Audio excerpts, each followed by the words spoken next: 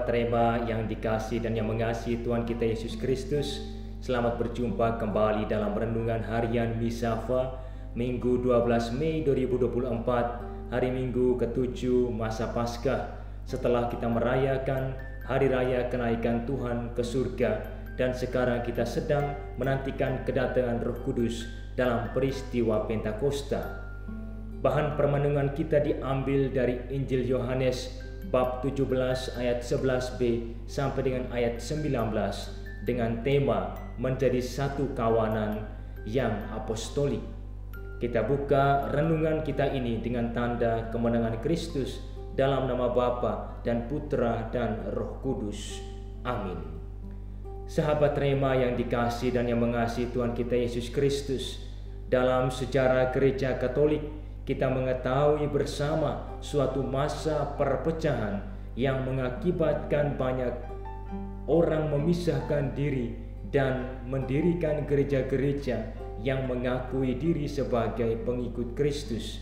Bahkan baru-baru ini dunia maya digencarkan dengan sebuah berita mengenai aliran baru yang menamakan diri sebagai Kristen progresif, yang mengaku diri sebagai bagian dari Gereja Katolik Roma. Sampai sekarang ini sudah ribuan gereja Kristen yang mengakui diri sebagai pengikut Kristus hadir di dunia ini. Masing-masing mengklaim diri sebagai gereja yang paling benar. Karena itu tidak mengherankan kalau sebagian besar umat Katolik di beberapa tempat mengalami kebingungan mengenai pengetahuan iman Katolik yang benar. Bahkan beberapa orang Katolik mengira bahwa Gereja Katolik adalah salah satu bagian dari denominasi Gereja Kristen. Mereka mengira bahwa Gereja Katolik dan Gereja Kristen adalah satu agama, padahal dua agama yang sangat berbeda. Sedangkan di dalam kehidupan menggereja, kita sebagai umat Katolik masih ditemukan umat yang mudah mutung karena tidak sesuai atau tidak suka dengan pastor paroki atau anggota pastoral paroki harian, pengurus wilayah, dan juga lingkungan, sehingga tidak pernah mengikuti misa di paroki dan tidak aktif di wilayah ataupun lingkungan. Umat yang demikian memisahkan diri dan akhirnya pergi ke kandang yang lain.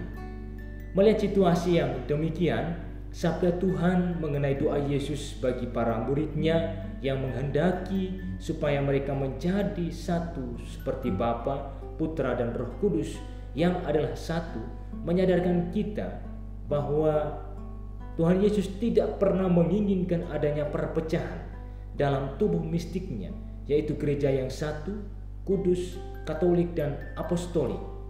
Yang membuat perpecahan dan pemisahan adalah manusia sendiri yang telah dikuasai oleh kepentingan pribadi dan atau kelompok tertentu. Itu bukanlah buah-buah dari Roh Kudus, melainkan buah-buah dari kedagingan manusia.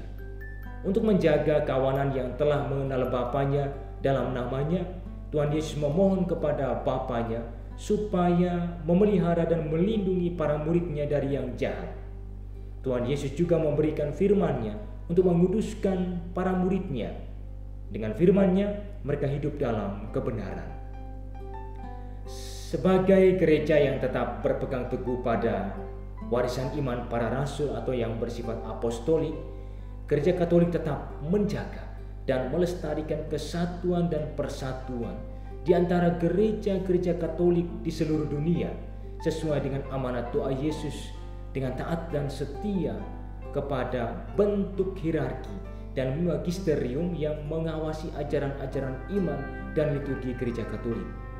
Gereja Katolik tidak sedikit pun mengubah atau menggantikan warisan iman dari para rasul yang adalah saksi-saksi hidup, penderitaan, kematian, kebangkitan, dan kenaikan Tuhan Yesus ke surga dengan ajaran-ajaran atau warisan-warisan rohani lainnya. Sahabat Rema yang dikasihi dan yang mengasihi Tuhan kita Yesus Kristus, karena itu sebagai umat Katolik dalam kesatuan dengan Gereja Katolik Roma, kita harus berusaha terus-menerus memelihara kesatuan dan persatuan dengan tekun dan setia mengenal dan mengimani Kristus melalui warisan iman para rasul yang tertuang dalam kitab suci dan tradisi yang menjadi sumber-sumber iman kita.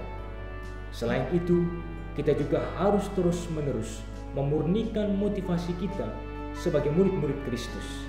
Kita terlibat dalam kehidupan menggereja karena Allah telah lebih dahulu mencintai kita.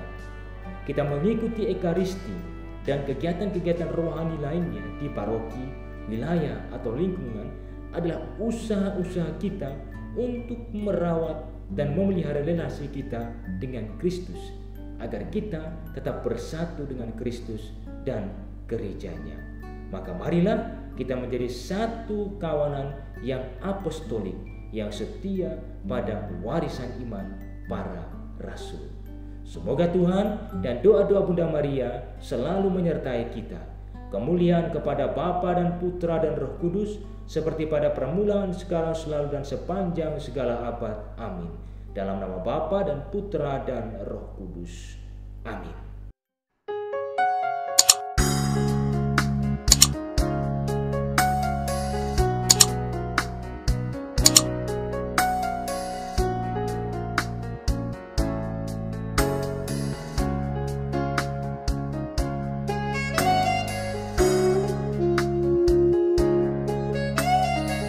Sahabat Rema, sampai jumpa dalam program berikutnya.